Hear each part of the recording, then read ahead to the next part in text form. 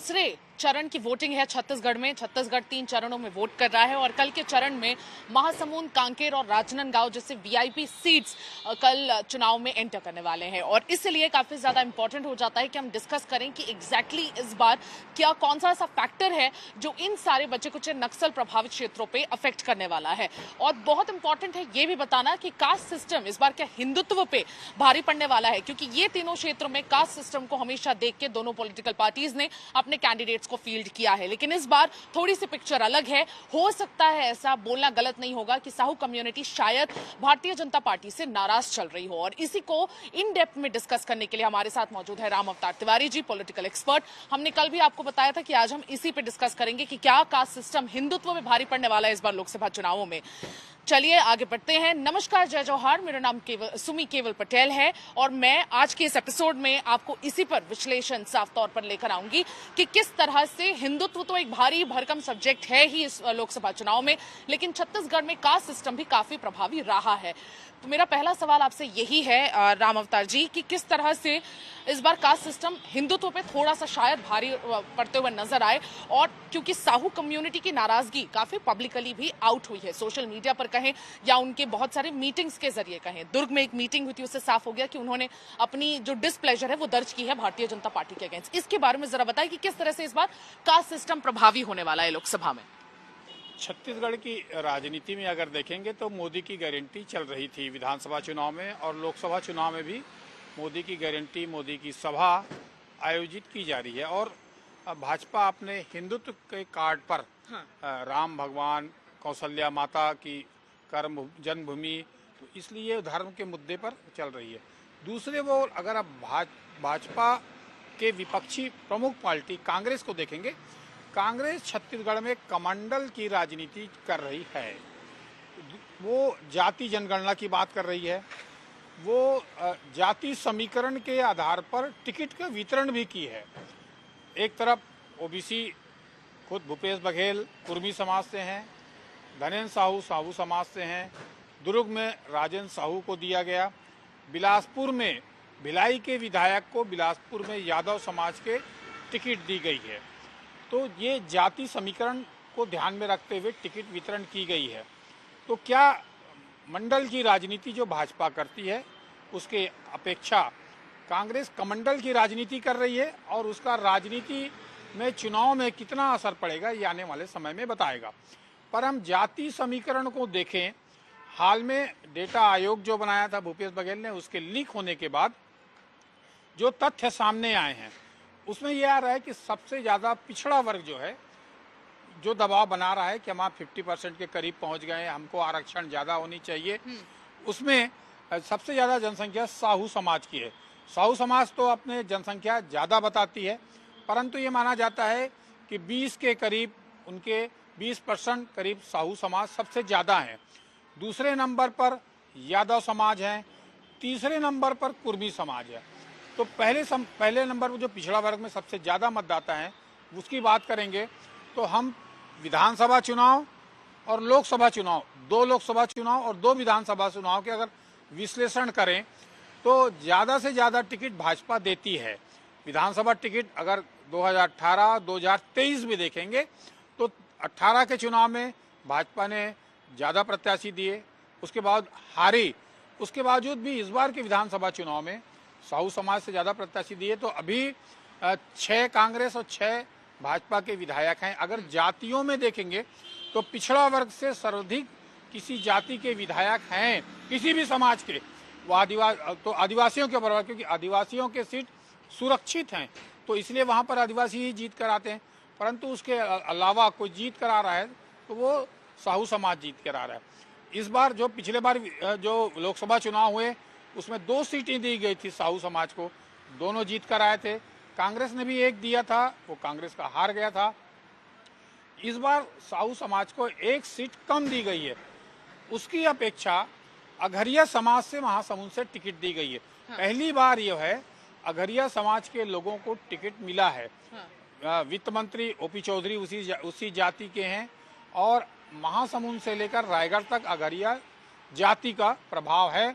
इसके पहले गृह मंत्री जो नंद कुमार पटेल अगरिया जाति से आते थे, जो मुख्यमंत्री के प्रबल दावेदार थे, कहीं कहीं वो कांग्रेस के करीब हैं। तो उस वर्ग को जोड़ने के लिए पहली बार भाजपा जो है अगरिया समाज को एक तरफ ओपी चौधरी पावरफुल हैं, दूसरे तरफ महासमुंद से टिकट दी गई है। तो इससे जो है साहू समाज, जो उनका कहना है हमारा प्रतिनिधित्व ज्यादा है, हमारी जनसंख्या ज्यादा है, हमारी टिकट काटकर अगरिया समाज को दी गई है।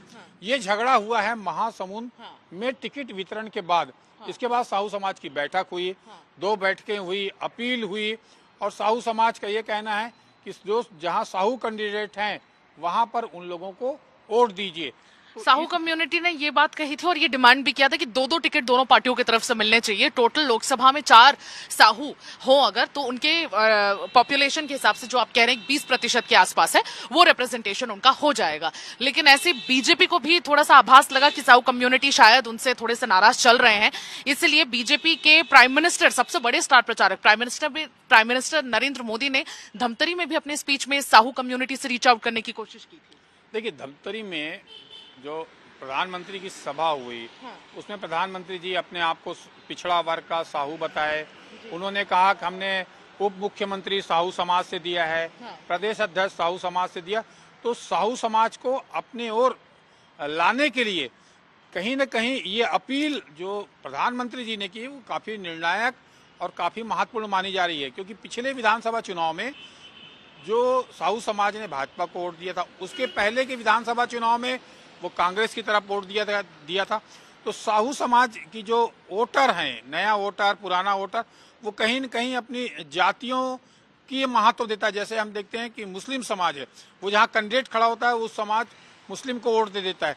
तो उसी तरह छत्तीसगढ़ में साहू समाज अपनी जाति के वोटों को लेकर एकजुटता, मंडल से लेकर जिलों तक ये भूमिका बनाता है। तो कहीं कहीं इसका डर दोनों पार्टियों में है कि कौन सा वोट, साहू समाज का वोट किधर जा रहा है, और जो वो समाज जिस तरफ जाएगा उसकी सीटें ज्यादा मिलेंगी, उसका प्रभाव ज्यादा बढ़ेगा।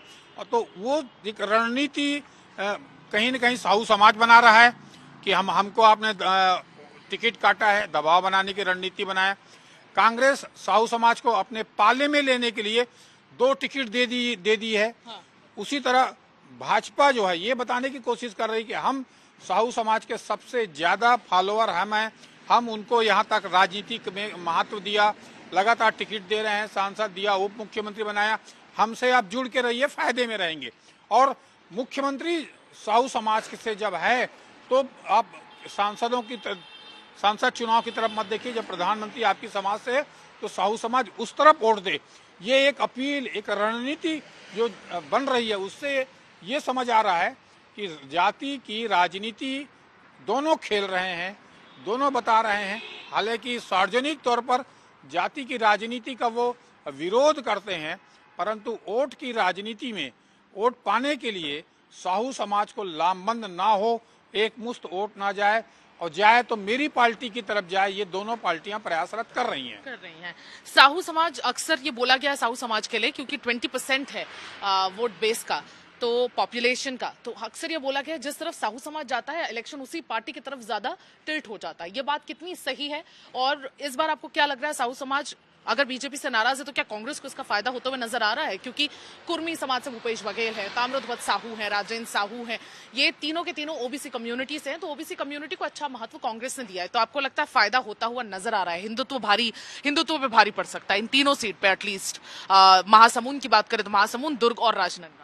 देखिए, ओबीसी की राजनीति में भी एक वर्चस्व की लड़ाई जो चल रही है।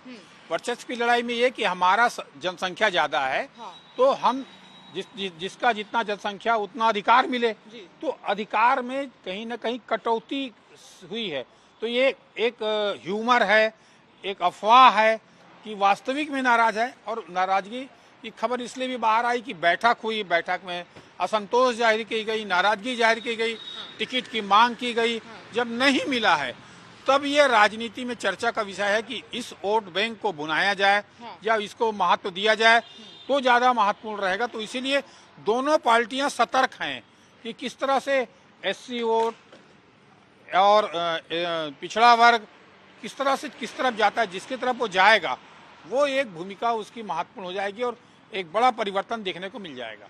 बिल्कुल, इस बार काफी ट्रिकी होने वाला है कि किस तरह से साहू समाज इस बार वोट करने वाला है, क्योंकि जिस तरह से चीजें सामने आ रही है, साहू समाज शायद जरा नाराज है भारतीय जनता पार्टी से, और इसका फायदा अगर कांग्रेस ने पूरी तरह से कोशिश किया तो कांग्रेस को हो सकता है, लेकिन तभी जब कास्ट सिस्टम हिंदुत्व पे भारी पड़ेगा। और इस बार कास्ट सिस्टम कहीं ना कहीं हिंदुत्व पे भारी पड़ता हुआ छत्तीसगढ़ में नजर आ रहा है, जो कि आने वाले कल 2 सीट्स में राजनांदगांव महासमुंद में साफ तौर पर देखने को मिल भी सकता है। आज के लिए बस इतना ही। कल हम कवर्धा से आपसे जुड़ेंगे, कवर्धा का एक ओवरव्यू हम देने की कोशिश करेंगे कि कितनी वोटिंग हुई, क्या असर कल लोकसभा में देखने को वहां पर मिलेगा, और राजनांदगांव किस तरह से वोट करने वाला है कल। हम आपको पूरा ओवरव्यू राजनांदगांव, महासमुंद और कांकेर का बताएंगे, लेकिन हम मौजूद रहेंगे राजनांदगांव में। कल हमारे साथ जुड़िएगा जरूर एक और बार। मैं सुमी केवल पटेल वीडियो जर्नलिस्ट राघवेंद्र पांडे के साथ विदा लेती हूं। नमस्कार, जय जौहर।